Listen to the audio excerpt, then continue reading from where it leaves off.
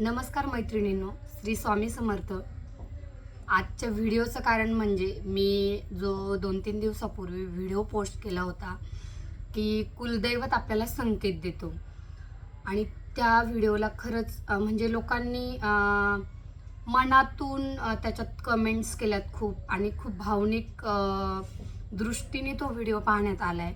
आणि मी सुद्धा तो व्हिडिओ एक माझा अनुभव का शेअर केला की लोकांना याचं महत्त्व पटलं पाहिजे म्हणून त्या अर्थाने खरं तर मी तो व्हिडिओ पोस्ट केला होता. तर मला जवळजवळ त्याच्यात 200 कमेंट जवळपास आलेल्या आहेत लोकांच्या. आणि प्रत्येकाचं त्यामधून म्हणजे मी प्रत्येक कमेंट वाचली, प्रत्येक कमेंटला रिप्लाय सुद्धा दिलाय. त्यातून बऱ्याच ताईंचे, बऱ्याच माझ्या बहिणींचे, मावशींचे खरंच खूप दुःखद घटना घडलेल्या आहेत. जशी माझ्या आयुष्यामध्ये दुःखद घटना घडली तशीच त्यांच्यासुद्धा आयुष्यात विविध प्रकारच्या अशा घटना घडलेल्या आहेत. कोणाची मुलीचं झालेलं आहे, कोणाचं मुलाचं झाले, कोणाचा 26 वर्षाचा मुलगा, कोणाचा 10 वर्षाचा मुलगा, म्हणजे खूप एका ताईंचे मिस्टर गेलेले. म्हणजे त्यांनी त्यांचं दुःख या व्हिडिओद्वारे माझ्याशी व्यक्त केलं. तर खरं तर प्रत्येक कमेंट वाचताना माझ्या डोळ्यात खरंच अश्रू येत होते, कारण ती तेवढीच भावनिक कमेंट होती की म्हणजे मी जेव्हा माझं हे 7-8 मिनिटाचा तो व्हिडिओ, जास्त मोठाही नाही आहे, फक्त म्हणजे कुलदैवताचा कुलाचार कसा करावा किंवा देव आपल्याला कशा प्रकारे संकेत देत असतो आणि आपण त्याला डावलून न जाता देवाचं आपण केलं पाहिजे, हे मला सांगायचं होतं त्या व्हिडिओमधून. आणि तो व्हिडिओ केल्यानंतर तो लोकांना एवढा भावला, लोकांनी एवढ्या आवडीने तो पाहिला की मी आत्तापर्यंतचा माझा यूट्यूबचा 1 वर्षाचा प्रवास आहे. एवढे व्ह्यूज त्या व्हिडिओला गेले, जवळजवळ 50,000 व्ह्यूज त्या व्हिडिओला गेलेत. आणि लोकांनी त्यांच्या प्रतिक्रिया व्यक्त केल्यात. मी प्रत्येकाला मला ज्या शब्दात त्यांचं सांत्वन करता येईल, कारण मी स्वतःच त्यातून गेलेली आहे, त्यामुळे मी समोरच्या त्या गृहिणीचे किंवा त्या ताईचे दुःख नक्कीच समजू शकते, म्हणून मी त्यांना समजवण्याचाही प्रयत्न केला आहे. एका ताईला तर मी हे सुद्धा बोलले, त्या बोलल्या की मी मरत मरत जगत आहे. तर मी त्यांना ही सुद्धा कमेंट केली का ताई तुम्ही माझ्याशी कॉन्टॅक्ट करा, मला होईल तेवढी मी मदत तुम्हाला करण्याचा नक्की प्रयत्न करेल.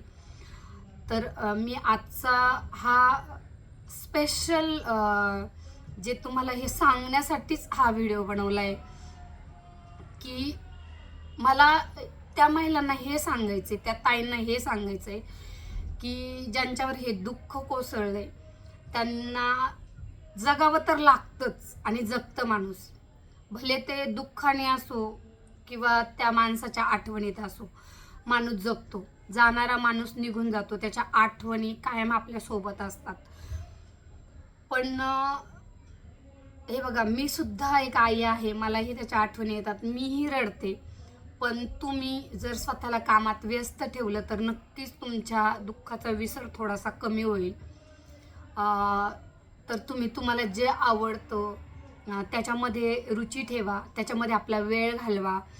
किंवा तुम्ही तो स्वतःचा असा छोटासा घरातून एखादा बिझनेस चालू करा, किंवा तुमच्या मैत्रिणीच्या सहवासात राहत जा, किंवा असं कोणतंही काम तुम्ही करा का जे तुम्हाला आवडतं आणि त्यात तुम्ही व्यस्त राहू शकता. मी सुद्धा घरातून माझं एक छोटंसं ब्युटिक आहे, तर मी त्या वस्तू सेल करत असते. घरातून माझा तुपाचा गृहउद्योग आहे, ते तूप मी विकते.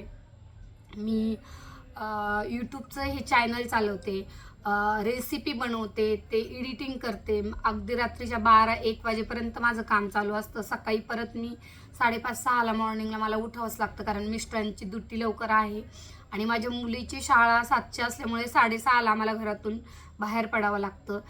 तर दुपारच्या वेळेस थोडासा आराम घेते. पण मी स्वतःला बिझी करून घेतले की मी हे सगळं पैशासाठीच करते असं नाही. पण जेव्हा आपण आपलं डोकं कशात तरी व्यस्त ठेवतो तेव्हा काहीशा प्रमाणात काय माहिती तुमचं दुःख कमी होण्याचा नक्कीच प्रयत्न होईल. हे आवर्जून मी प्रत्येक ताईला सांगण्याचा प्रयत्न करते. आणि जर कोणाला माझ्याशी बोलायचं असेल तर नक्की बोला.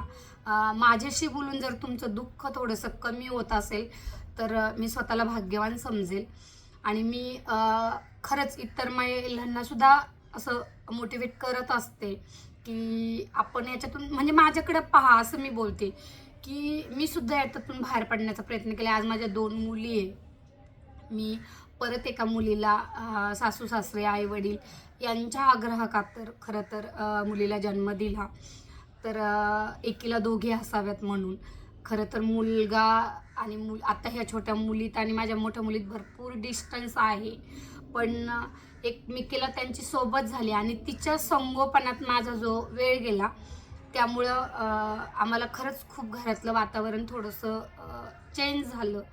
आणि आम्हाला फक्त एक सुदृढ बाळ पाहिजे होतं की मुलगाच व्हावा या आशेने मी ठेवलं नाही. किंवा माझ्या मिस्टरांनी मला अशी जबरदस्ती केली नाही की तू चेकअप कर किंवा आपल्याला मुलगाच हवा आहे. जे देव देईल ते फक्त मी 9 महिने देवाला हेच गारानं केलं होतं की माझं बाळ सुदृढ होऊ दे. आणि खरंच ती खूप गोड झाली आहे. आमच्या घरात सगळ्यांची लाडकी आहे. नातेवाईकांविषयी म्हटलं तर नातेवाईकांना आपल्याविषयी प्रेम असतं, आपुलकी असते आणि आपल्याविषयी त्यांना दुःखही वाटत असतं. ते जेव्हा आपल्याबद्दल विचार करतात तेव्हा नक्कीच त्यांना दुःख वाटतं. परंतु ते तात्पुरते स्वरूपात असतं. पण ज्या माणसावर ते दुःख बेतलेलं असतं तो माणूस नाही विसरू शकत या गोष्टी. तो त्या कंटिन्यू उराशी बाळगून राहतो. पण आता माझा मुलगा होळीच्या दिवशी गेलेला आहे. तर मी होळीचा सण यायच्या आदल्या दिवसापासूनच मला माझ्या मिस्टरांना माझ्या मुलीला आम्हाला सगळ्यांना त्रास होतो त्या गोष्टीचा. माझी बहीण भाऊ माझे नातेवाईक सगळ्यांनाच त्रास होतो त्या गोष्टीचा. आणि तो दिवस असा आहे की कुणीही त्याला विसरत नाही. म्हणजे नातेवाईकांच्या आवर्जून मला होळीच्या दिवशी फोन येतात. आणि एक अनुभव सांगते मी माझा. 26/11चा हल्ला झाला होता आणि तेव्हा माझा बाळ होता आणि तो बातम्या पाहत होता. त्यावेळेस तो आजारी होता खरं तर. तर तो मला असंच बोलता बोलला होता, काही मरण असं यावं की ते सगळ्यांच्या स्मरणात राहिलं पाहिजे, सगळ्यांच्या आठवणीत राहिलं पाहिजे, तो दिवस कोणी विसरला नाही पाहिजे. मी त्याचं हे वाक्य कधीच विसरू शकत नाही. कारण त्याचं असं म्हणणं होतं की म्हणजे माणसाला आठवण झाली पाहिजे त्या दिवसाची. आणि त्याची इच्छा म्हणून की काय देवाने होळीचा दिवस त्याच्यासाठी निवडला असावा कदाचित. होलिका माता त्याला बरोबर घेऊन गेली असेल. आणि तो प्रसंग फार कठीण होता खरं तर. या गोष्टीला आता जवळजवळ 13 वर्ष झालेत. म्हणजे ह्या मार्चला 13 वर्ष कंप्लीट होईल. माझा मुलगा आता 26 वर्षाचा असता. तर मी माझ्या बरोबरचे जेव्हा त्याचे मित्र पाहते, आता काहींचे लग्न होत आहेत, तर मलाही वाटतं मलाही आता सून आली असती. पण ते सगळं आता म्हणजे विचार आहेत ते फक्त माझे. मलाही या गोष्टींचा त्रास होत नाही असं नाही. पण मी ते विसरण्याचा प्रयत्न करते. मी जगते. मी मैत्रिणींबरोबर छान गप्पा गोष्टी करते. आम्ही मस्त आमचा ग्रुप बनवलेला आहे. खूप चांगल्या पद्धतीने आम्ही महिन्यातून एकदा भेटून एन्जॉय करत असतो. तुम्ही माझे व्हिडिओ पाहिले असतील कितीचे. आता सध्या आमचे बंद आहेत, पण आम्ही हे सर्व करत असतो. त्यानंतर मी प्रत्येक सामाजिक कार्यामध्ये अगदी आवर्जून भाग घेते. आमच्या सोसायटीत काही प्रोग्राम असेल तर मी सगळ्यात पुढं असते, सगळ्यांना एकत्र करते, सगळ्यांना मिळून मिसळून काम करण्याचा प्रयत्न करते. हे मला आवडतं सगळं. कोणतीही गोष्ट असू द्या, मी खूप आनंदाने ती करण्याचा प्रयत्न करते. घटना अशा घडतात, कधी कोणाचं लग्न असेल काय असेल, आपल्याला आपल्या मुलाची आठवण येते, पण अश्रूला पवावे लागतात. कारण आपल्यामुळं दुसऱ्यांचा कार्यक्रम खराब नाही झाला पाहिजे किंवा दुसऱ्यांना वाईट नाही वाटलं पाहिजे, हा हेतू मनामध्ये असतो. बरेचदा अश्रू लपवता येत नाही. म्हणजे आता मला जरी हा व्हिडिओ करताना असं वाटतं की डोळ्यात अश्रू नाही आले पाहिजे, पण मन भरून येतं आणि डोळ्यामध्ये पाणी आपसूक येतं. म्हणून मी अगदी हात जोडून विनंती करते त्या आईसाठी जिने आपलं मूल गमावलेलं आहे. तुम्ही रडू नका, कारण आपल्या रडण्याने आपल्या त्या बाळाच्या आत्म्याला त्रास होतो. माझं बाळ गेल्यानंतर मी खरंच असे 2-3 पुस्तकांचं वाचन केलं. त्यामधून मला खूप बोध मिळाला. त्याचं मी 1-2 ताईंना नाव पण सांगितलं की तुम्ही कर्माचा सिद्धांत किंवा नियती हे पुस्तकं वाचा. त्यामध्ये दिलेलं आहे म्हणजे पुनर्जन्म किंवा मागचं. म्हणजे मी तुम्हाला एक छोटंसं उदाहरण देते की जसं की मागच्या जन्मी कोण एकमेकाचे मित्र असतात आणि त्यांचं किंवा कर्जदार असतो, म्हणजे एकमेकाला पैसे देणं घेणं झालेलं असतं आणि तो देऊ शकला नाही. तर म्हणतात या जन्मात तो आपल्या जवळचं कोणीतरी बनून येतो.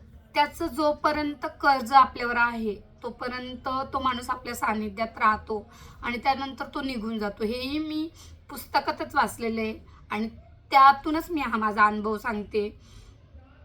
असे खूप माझ्या मुलाचा प्रवास एवढा मोठा होता 6-7 महिन्याचा की त्यामध्ये मी इतके वाईट अनुभव अनुभवलेले आहे. तर मला खरंच मी जेव्हा जमेल ना तेव्हा मी नक्की तुमच्याशी शेअर करेल की काही चुका आमच्या सुद्धा झालेल्या आहेत का ज्या मी तुम्हाला पुढे जाऊन मी सांगेल की खरंच आपण हे का नाही केलं पाहिजे. थोडक्यात मी थोडीशी जनजागृती करण्याचा प्रयत्न करते. माझ्यापासून कोणाचं मन दुखवणार नाही याची मी काळजी घेते. किंवा एखाद्या ताईला जर माझा हा व्हिडिओ ऐकून किंवा पाहून जर तिच्या मनाला शांतता वाटणार असेल तर मला हा व्हिडिओ बनवताना काहीच वाईट नाही वाटणार आहे. आणि मला लोक काय विचार करतात ह्याचा मी विचार करत नाही, कारण लोक कसे असतात मी खूप अनुभवलंय, लोकांचा खूप अनुभव घेतलेत मी. एक वेळेला जो आपल्या उपयोगी येतो तो आपला खरा मित्र किंवा आपले नातेवाईक असतात. इतर लोक आपल्याला आपल्या सुखाच्या वेळेस नक्की जवळ येतात, पण जेव्हा आपण दुःखी असतो तेव्हा ते आपल्या जवळ नसतात किंवा जेव्हा आपल्याला खरंच त्यांची गरज असते तेव्हा ते आपल्या उपयोगी पडत नाही. हे सुद्धा मी अनुभवलेलं आहे. त्यामुळे लोकांचा विचार करू नका. आपल्या मनाला जे पटतंय ते करा आणि तसंच वागा. हेच मी सगळ्यांना खरंच हात जोडून सांगते. तर मला जे ह्या व्हिडिओमधून ज्या आईंनी किंवा ताईंनी आपलं बाळ गमावले, स्पेशली त्या आईंसाठी हा माझा एक म्हणजे हे सांगणं आहे, त्यांना विनवणीही की तुम्ही सुद्धा विसरण्याचा प्रयत्न करा आणि तुमचं जे आयुष्य आहे ते आपले मुलं आहेत किंवा इतर नातेवाईक आहेत त्यांच्यासाठी आपल्याला जगणं असतं. आता माझ्या 2 मुली आहेत, तर मी त्यांच्या लाईफकडे लक्ष नाही दिलं तर त्यांचं माझ्या एका चुकीमुळे, समजा आता माझं बाळ तर गेलेलं आहे, माझं त्याच्यावर प्रेम आहे, तो गेलाय, तो येणार नाही, पण त्याची शिक्षा मी माझ्या 2 मुलींना तर नक्कीच नाही देऊ शकत. तर त्यांच्यासाठी म्हणजे जे आपले नातेवाईक आहेत त्यांच्यासाठी किमान आपलं दुःख जरी कितीही मोठं असेल तरी ते विसरण्याचा प्रयत्न करा आणि आपल्याला जे आवडेल ते करा. कुणाचंही ऐकू नका. जे तुम्हाला काम आवडेल ते करा. देवाचं कोणाला म्हणजे देवधर्म करा किंवा जाऊन एखाद्या मंदिरात बसत जा, थोडंसं ऐकत जा, आरती घेत जा, ज्याने आपलं मन प्रसन्न होईल. असं काहीही तुम्ही करा, त्यातून नक्कीच तुम्ही बाहेर पडताल. ही माझा स्वतःचा अनुभव आहे. कारण मी स्वतःला एवढं बिझी ठेवलं ना, मी सतत काही ना काही करत असते सतत. म्हणजे अगदी गणपतीच्या वेळेस मी मोदकांच्या ऑर्डर घेते, पुरणपोळीच्या ऑर्डर घेते. मला खूप मानण्याचा त्रास आहे, मणक्यात गॅप आहे माझ्या. मला आत्ता बसताना सुद्धा असं त्रास होतो मला, म्हणजे माझ्या ट्रीटमेंट चालू आहे. आज सुद्धा मला खरं तर बरं वाटत नव्हतं, कारण 2 दिवस मी तुमच्या कमेंट वाचून सुद्धा मी रडलेली आहे. कारण त्या इतक्या भावनिक होत्या की प्रत्येक कमेंट वाचताना डोळ्यात पाणी येत होतं माझ्या, आणि मी माझ्यात त्या ताईंना पाहत होते. म्हणून खरं तर आजचा हा व्हिडिओ मी त्यांच्यासाठीच बनवलाय की नक्की तुम्ही तुमच्यामध्ये बदल करण्याचा प्रयत्न करा आणि जगायचं तर आहेच, तर ते तुम्ही चांगल्या पद्धतीने जगा. उलट आपला जो जवळचा माणूस गेलेला आहे त्याचा आत्मा हा सुटला जातो, नाहीतर मग तो आपल्यात राहतो. कारण याच्यानंतर मी नाशिकला वगैरे जाऊन पूजाविधी केलेत. मला त्रास व्हायचा. माझा मुलगा गेल्यानंतर 6 महिने मला झोप आली नाही. मला डोक्यात टाळूवर अशा मुंग्या यायच्या. मला हॉस्पिटल सिस्टर दिसत राहायच्या. मग कालांतराने मी स्वतःला खूप बिझी करून घेतलं. मी कामात स्वतःला घडवून घेतलं की मला फक्त काम काम काम करायचं होतं. आणि मी खरंच करत होते. आत्ता मला होत नाही तरी पण माझं काही ना काही चालू आहे. माझं बिझनेस चालू आहे, माझं यूट्यूबचं काम चालू आहे. मी स्वतःला व्यस्त ठेवले की एक पैसा यावा हा याचा अर्थ नाही आहे, पण एक आवड जोपासावी आणि त्या आवडीमध्ये आपण स्वतःला एकदम असं गुंतून घेतो. म्हणून स्वतःसाठी काहीतरी करा. जग नावं ठेवणारे ते तुम्हाला नावं ठेवणारे. तुम्ही कितीही चांगलं वागले तरी ज्या लोकांना नावं ठेवण्याची सवय आहे ते तुम्हाला नावच ठेवणार. आणि जे लोक तुम्हाला चांगल्या दृष्टिकोनातून पाहतात ते नक्कीच तुम्हाला सपोर्ट करणार. तर माझ्याकडून कोणत्याही ताईला काही मदतीचा हात हवा असेल तर मला नक्की कॉन्टॅक्ट करा तुम्ही. तर इथंच मी माझं हे जे मनोगत होतं, म्हणजे जे मला तुम्हाला सांगायचं होतं ते 4 शब्द संपवते. आणि कृपया करून स्वतःची काळजी घ्या, एवढंच या व्हिडिओमधून मी सांगते. नमस्कार. श्री स्वामी समर्थ.